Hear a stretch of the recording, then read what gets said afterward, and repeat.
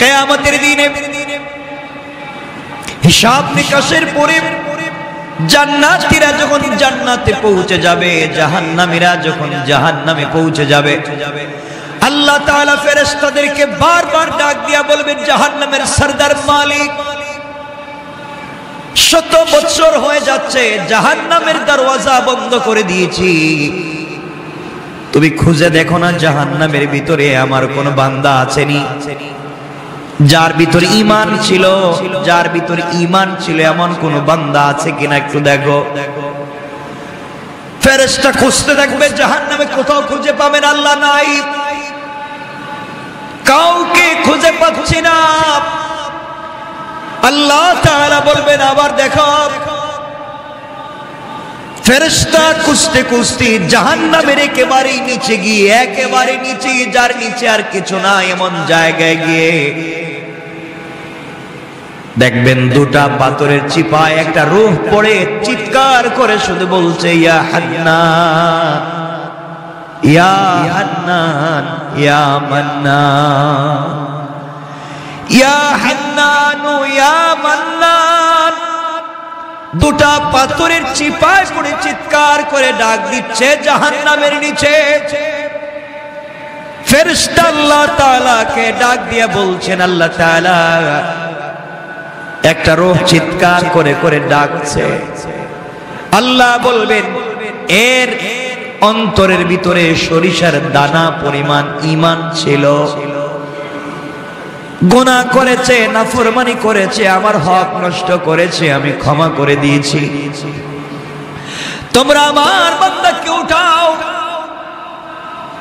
আমার বান্দাটাকে জাহান্নামের অতল গহ্বর থেকে উঠাইয়া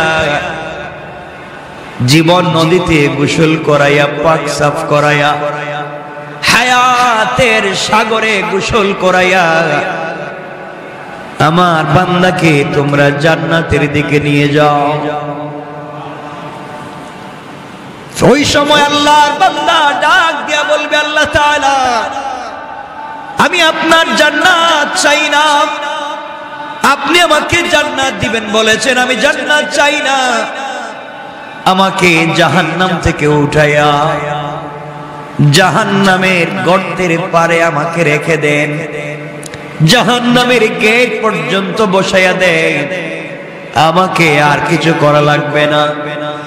আল্লাহ রাব্বুল ইজ্জত ওয়াল জালাল জানতে চাইলেন, গোলাম দীর্ঘ বছর থেকে আমার কাছে শুধু চিল্লাচ্ছ আর ডাকতেছো, কোনো জিনিস জীবনে আর চাইবা না, তোমাকে জাহান্নাম থেকে উঠাইয়া দিলে আর কোনো জিনিস চাইবা না, ও বান্দা তোমাকে কি জাহান্নামের উপরে উঠাইয়া দিলে চলবে?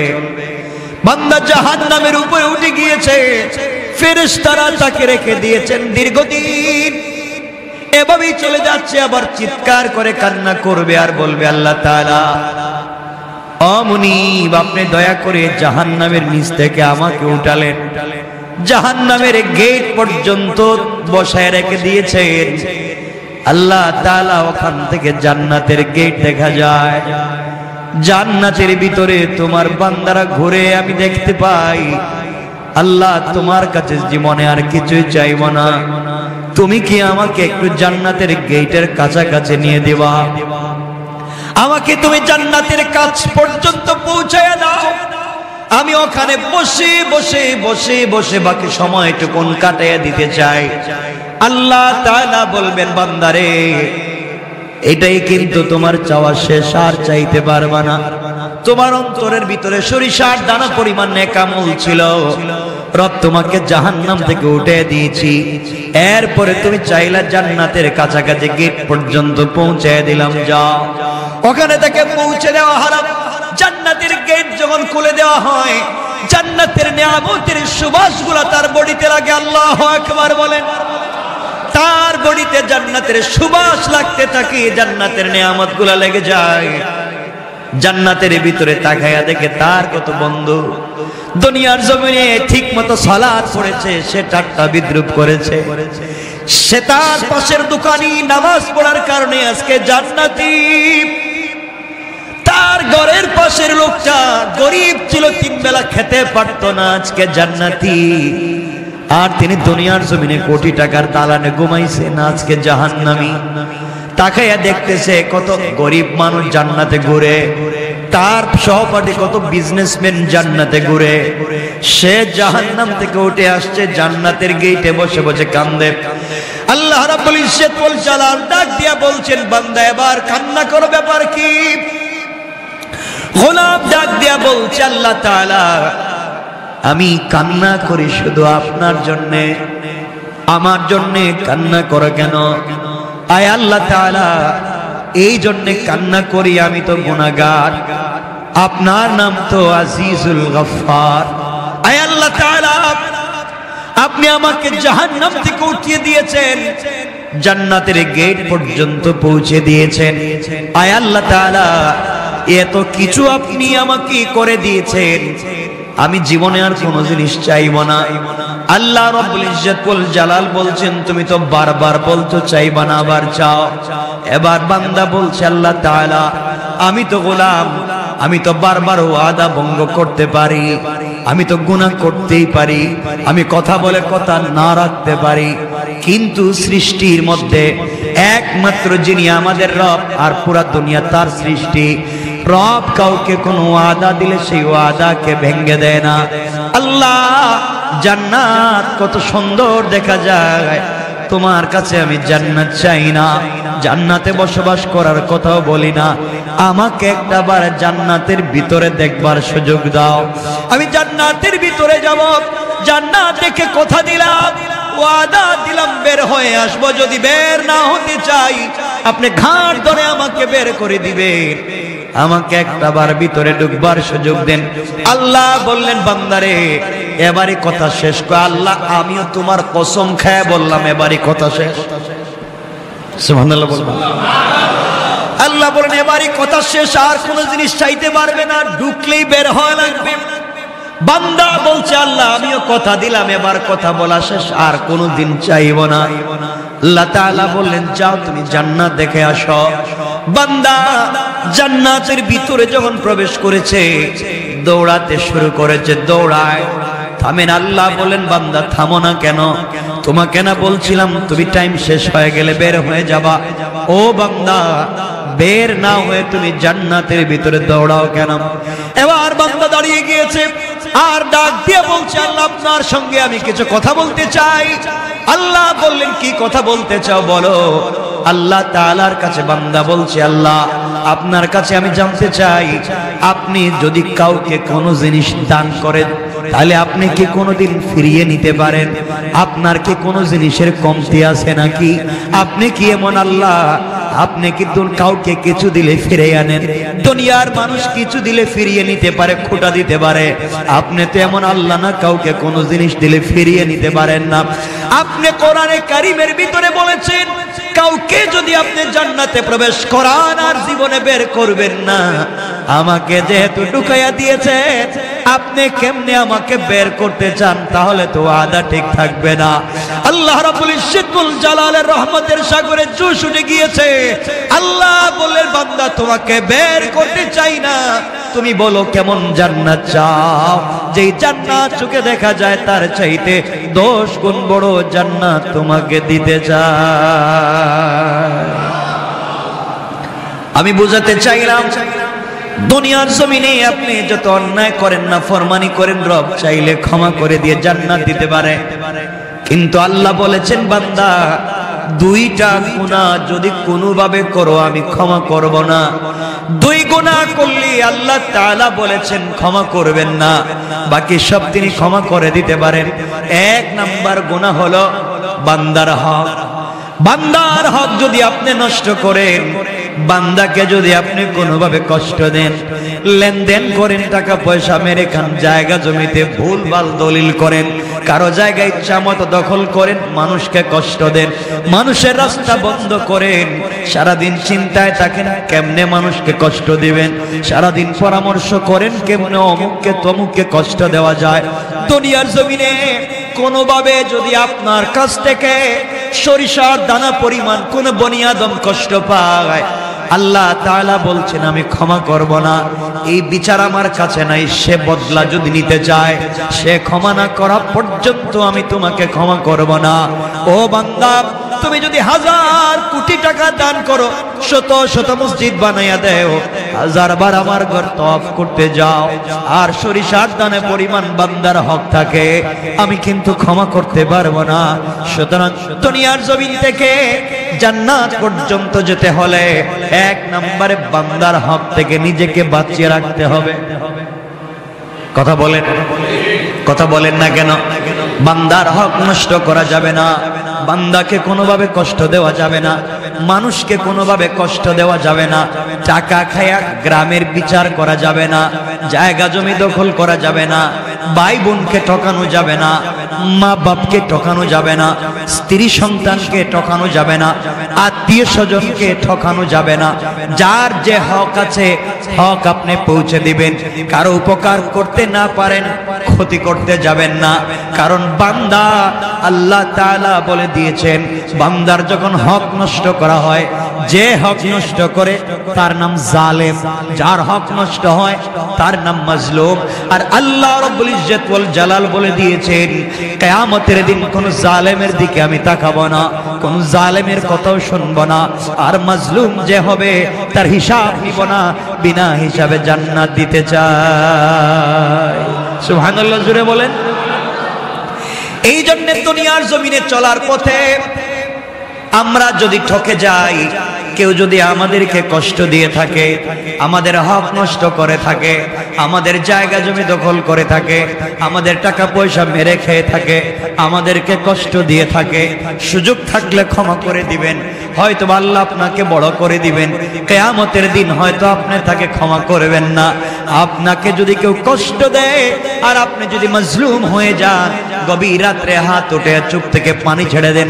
আল্লাহ রাব্বুল ইজ্জত ওয়াল জালাল বলেছেন, কোন জিনিস দিয়া আমার তখত তৌসকে, আমার আরশে আজিমকে কাঁপানো যায় না, কিন্তু মাজলুমের চুপ থেকে 1 ফোঁটা পানি পড়ে গেলে আমার পুরো আরশ যেন কেঁপে যায়।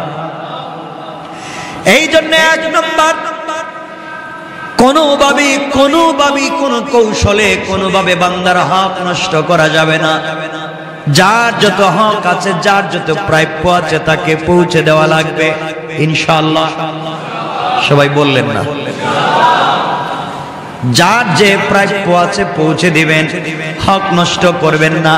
আপনি বড় মানুষ, আপনি এলাকার বড় মানুষ, আপনি বাড়ির বড় ভাই, আপনি জায়গা জমি নিজের নামে নামজারি করালেন, প্রিন্ট করালেন, দলিল করলেন, বুয়া বানালেন, আপনি জায়গা জমি দখল করলেন, সব বাড়িতে থাকবে, সব দুনিয়ায় থাকবে, আপনাকে কিয়ামতের দিন হিসাব দেওয়া লাগবে। এই জন্য এগুলা সব ভুলে যান, মানুষকে কষ্ট দেওয়া যাবে না।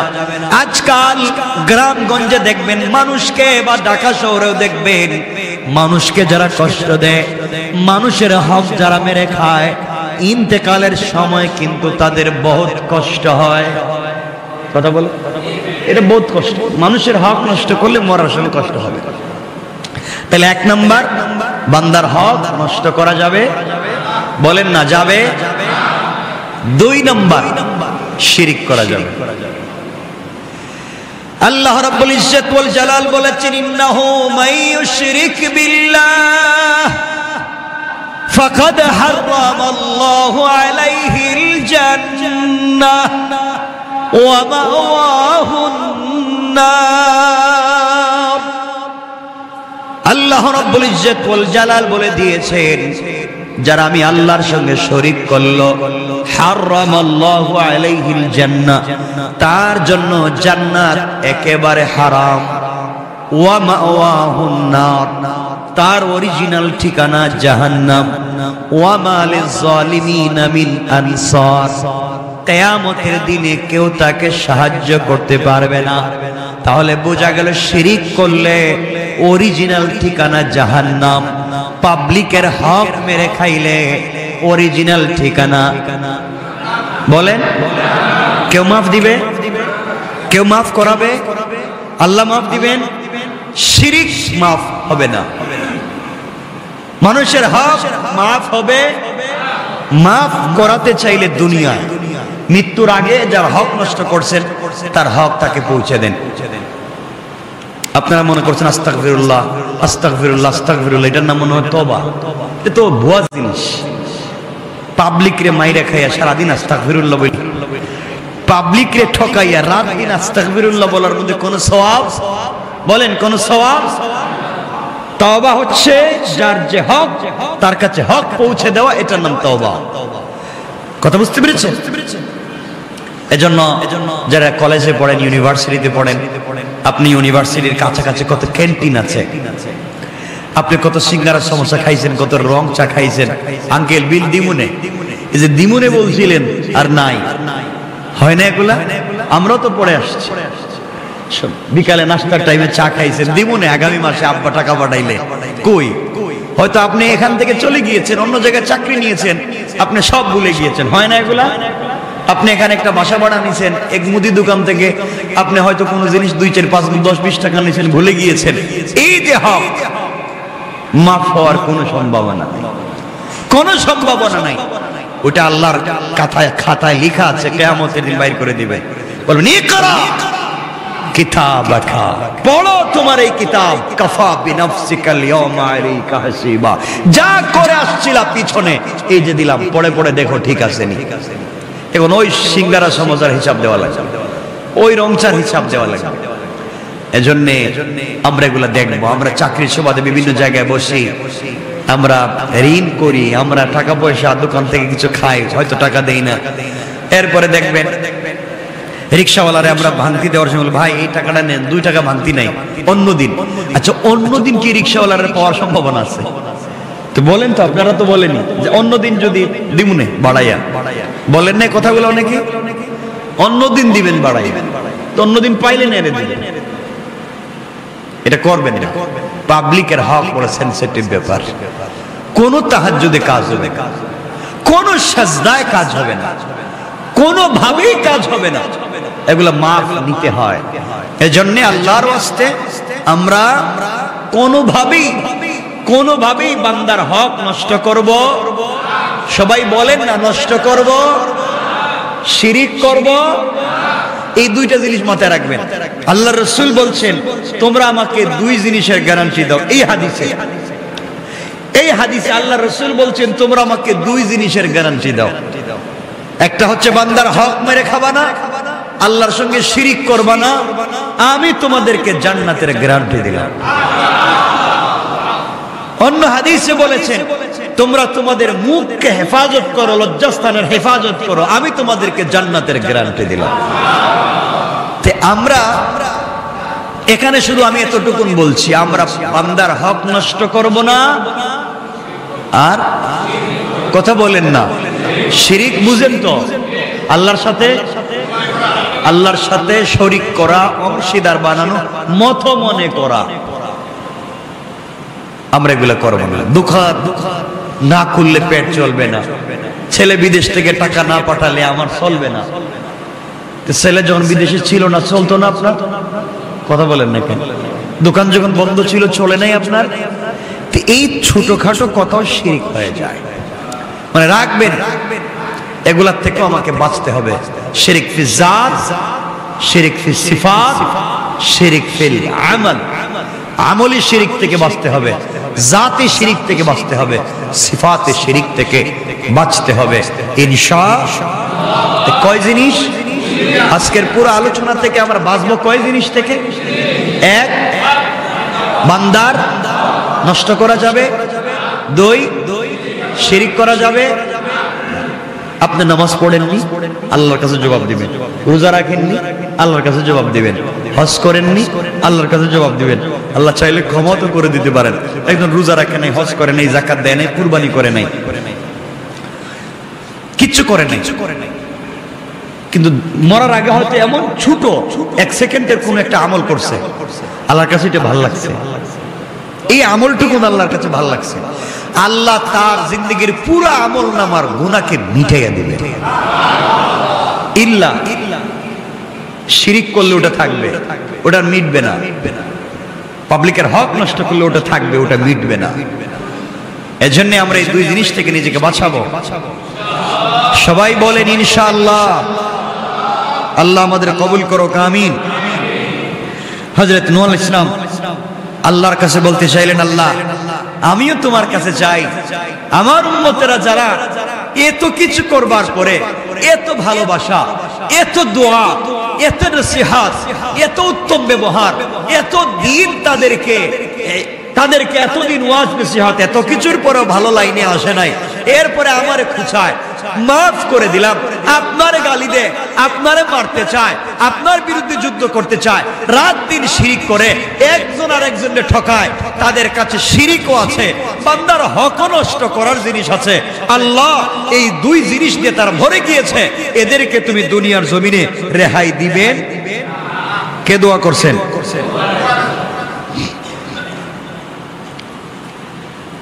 আল্লাহ বলছেন কি হয়েছে? আমার সাথে শিরিক করছে, বান্দার হক নষ্ট করছে, এদেরকে আমি মেরে ফেলে দিব। তুমি এই কথা বলছো কেন? এদেরকে বাঁচায় রাখলে সমস্যা। কে বলছেন? নূহ আলাইহিস সালাম কে বলছেন?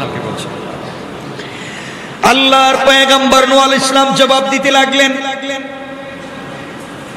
ইন্নাকা ইন তাদারহুম ইউদিল্লু ইবাদাকা ওয়ালা ইয়ালিদু ইল্লা ফাজিরান কাফফারা।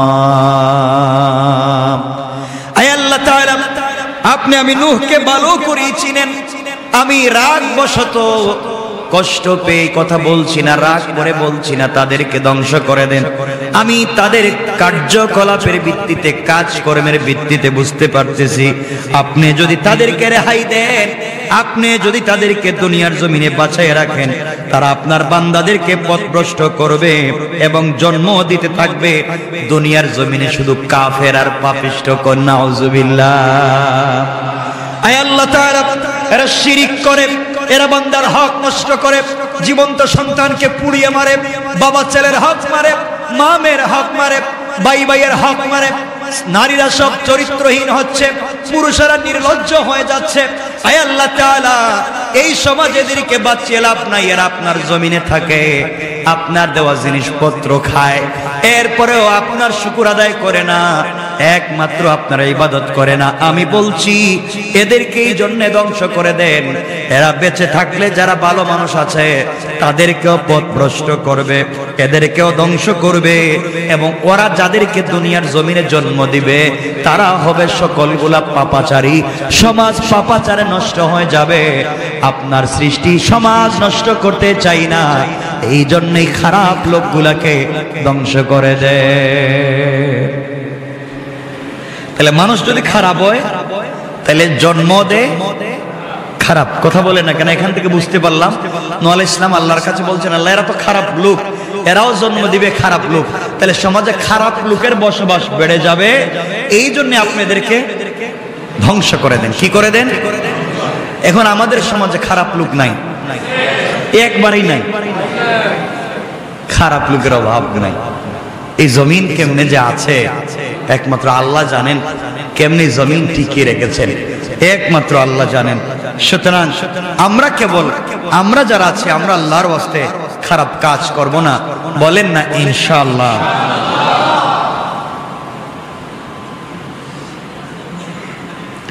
এরপরে হযরত নূহ আলাইহিস সালাম বলছেন, আল্লাহ আমি যে বললাম সবগুলারে ধ্বংস করে দেন, তাই বলে যদি একবারে ভালো মানুষের ধ্বংস করতে শুরু করেন, আমি যে বলছি সবগুলারে মাইরে ফেলাম, এখন যদি এর ভিতর দিয়ে ভালো মানুষও বিপদে পড়ে যায় তাইলে তো ঝামেলা। হযরত নূহ আলাইহিস সালাম আবার আল্লাহর কাছে দোয়া করলেন। আল্লাহর কাছে দোয়া করে বলছেন, আল্লাহ তাআলা রব্বি গফিরলি ওয়া লিওয়ালিদাইয়া ওয়া লিমান দাখালা বাইতিয়া মুমিনান ওয়া লিল মুমিনিনা ওয়াল মুমিনাতি ওয়া লা তাজিদিজ যালিমিনা ইল্লা তাবারা। হযরত নূহ আলাইহিস সালাম বলতে লাগলেন, হে আমার পালনকর্তা, আপনি আমাকে আমার পিতামাতাকে যারা মুমিন হয়ে আমার গৃহে প্রবেশ করবে তাদেরকে এবং মুমিন পুরুষ এবং মুমিন নারীদেরকে ক্ষমা করুন এবং জালেমদেরকে শুধুমাত্র কেবলমাত্র জালেমদেরকে ধ্বংস করুন। আগে দোয়া করেছেন সবগুলারে ধ্বংস করে দেন। আল্লাহ তাআলা এখন চিন্তা করলেন নূহ আলাইহিস সালাম আমার কথা যদি আল্লাহ সবাইরে ধ্বংস করে দেয়, মুমিন মুমিনাতরাও যদি মেরে ফেলে, আবার তিনি পরিষ্কার করে বুঝাইয়া বুঝাইয়া দোয়া করলেন বাচ্চাদের মতো। বাচ্চা যখন বাবার কাছে কোনো জিনিস চায়, বাবা বলেন বুঝি নাই, এ সুন্দর করে বুঝাইয়া তার নিজের ভাঙ্গা ভাষা দিয়ে বোঝাতে চায়। আল্লাহ রাব্বুল ইজ্জতুল জালালকে এবার নূহ আলাইহিস সালাম বুঝালেন, হে আমার পালনকর্তা রব্বি, হে আমার পালনকর্তা, আমি বলতে চাইলাম আপনি আমাকে আমার পিতামাতাকে যারা মুমিন হয়ে আমার গৃহে প্রবেশ করবে তাদেরকে, আমার ছেলে মুমিন হয়ে আমার গৃহে প্রবেশ করতে পারে নাই, তাকে বাঁচাবার কথা আমি বলছি না। যারা মুমিন হয়ে আমার গৃহে আসবে আপনি তাদেরকে বাঁচান। এখান থেকে নূহ আলাইহিস সালাম বুঝাতে চাইলেন ঘরের ভিতরে যারা মুমিন থাকবে না, নিজের ঘরে বসবাস করবে, নিজের প্লেটে খাইবে, নিজের টেবিলে খাইবে, এক ঘরে ঘুমাবে, এক বিছানায় থাকবে, কিন্তু মুমিন হবে না। নূহ আলাইহিস সালাম তাদের পক্ষে আছেন। তাহলে বুঝাতে চাইলেন আল্লাহ তাআলা, ওয়ালিমান দাখালা বাইতিয়া মুমিনা, যারা আমার ঘরে মুমিন হয়ে প্রবেশ করবে তাদেরকে বাঁচান। আল্লাহ আপনি আমাকে, আল্লাহ তাআলা আপনি আমাকে, আমার মা বাপকে, যারা মুমিন হয়ে আমার গৃহে প্রবেশ করবে তাদেরকে এবং মুমিন পুরুষ মুমিন নারীদেরকে আপনি ক্ষমা করে দেন আর ধ্বংস করেন শুধু ওয়ালা তাজিদিজ জালিমিনা ইল্লা তাবারা। আয় আল্লাহ, ধ্বংস যদি করে দিতে হয় একমাত্র জালেমদেরকে কেবল ধ্বংস করে দেন, বলেন নাউজুবিল্লাহ। তাহলে আমরা আলোচনার শুরুতে বলছিলাম যদি কেউ জালেম হয়ে যায় আল্লাহ বলছেন তাদের সাথে কোনো সম্পর্ক কিয়ামতের দিন নাই। নূহ আলাইহিস সালাম এখানে দোয়া করতেছেন, আল্লাহ ধ্বংসই যদি করতে হয় সব জালেমরে ধ্বংস করো।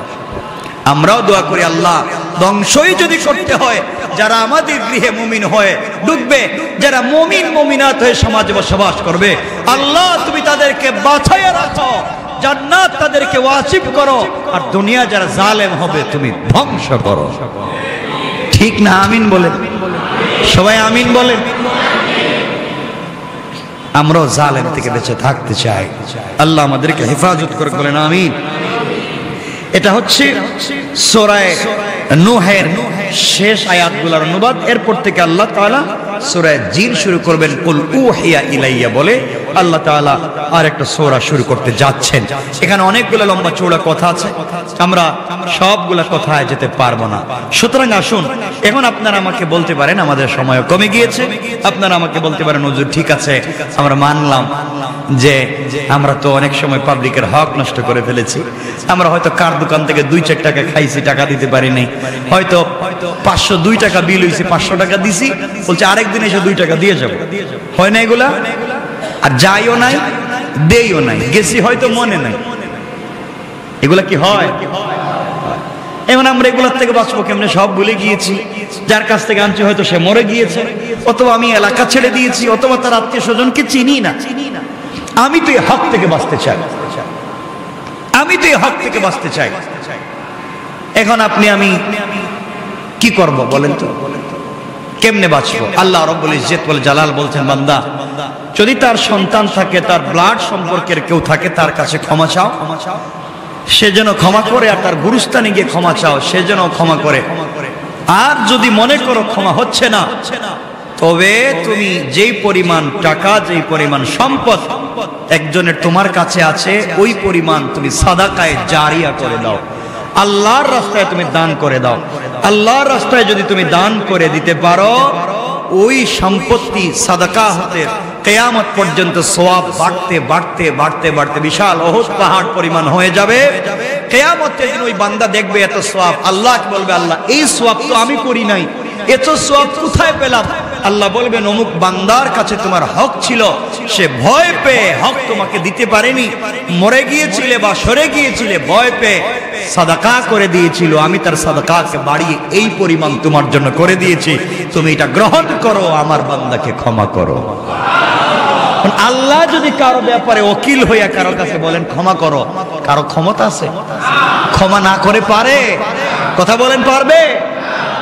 তাহলে এই জায়গা পর্যন্ত যেতে হলে আমাদেরকে সাদাকায়ে জারিয়া করে যেতে হবে। সাদাকায়ে জারিয়া, সাদাকা জারিয়া তো বুঝেনি, দাওয়াত করে মানুষের খাওয়াইয়া দিলেন নাকি? সাদাকায়ে জারিয়া হলো কিয়ামত পর্যন্ত চালু থাকে। মানুষকে একটা টিউবওয়েলের ব্যবস্থা করে দেন, একটা মাদ্রাসার একবারে নিচের কাজ হচ্ছে, মসজিদের নিচের কাজ হচ্ছে, একবারে নিচের এই যে পিলারের কাজ হচ্ছে, উপরের নিচে ছাদের কাজ হচ্ছে, দিয়ে দেন। এখানে আবার সাদকা দেওয়ার কথা বলতেছি না, মানে দান খয়রাতের কথা বলছে। মসজিদে তো তোর সাদকা দিলে চলবে? মসজিদে কি আল্লাহ সাদকা নিব? আল্লাহ ঠেকছে তো আপনার আমার কাছে যে আল্লাহ সাদকার দরকার?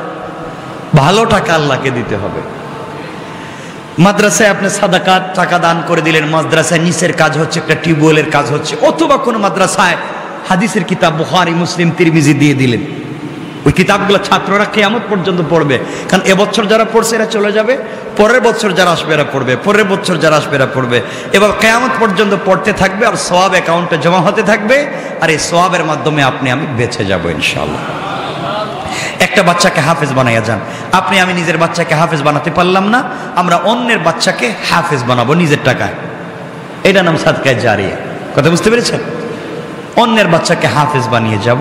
একটা মাদ্রাসায় কাজ করে দিয়ে গেলাম, এতিমখানায় দিয়ে গেলাম, মানে দাতব্য সংস্থাগুলোতে যেখানে দিলে হয় এমন জায়গায় আমরা দান করলাম। বিশেষ করে টিউবওয়েল, পানির ব্যবস্থা করলাম, মানুষের রাস্তাঘাটের ব্যবস্থা করলাম, রাস্তায় ফলের গাছ লাগাই দিলাম।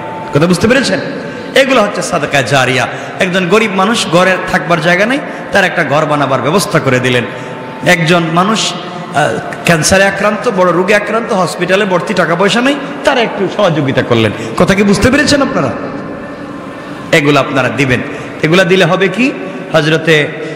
হজরতে আলী রাদিয়াল্লাহু তাআলা আনহু, আলী রাদিয়াল্লাহু তাআলা আনহু বারবার বলতেন, এই দুনিয়ার জমিনে আমি এক সময় না খেয়ে থাকতাম, এই দুনিয়ার জমিনে এক সময় আমি না খেয়ে থাকতাম, আমার খাবার ছিল না।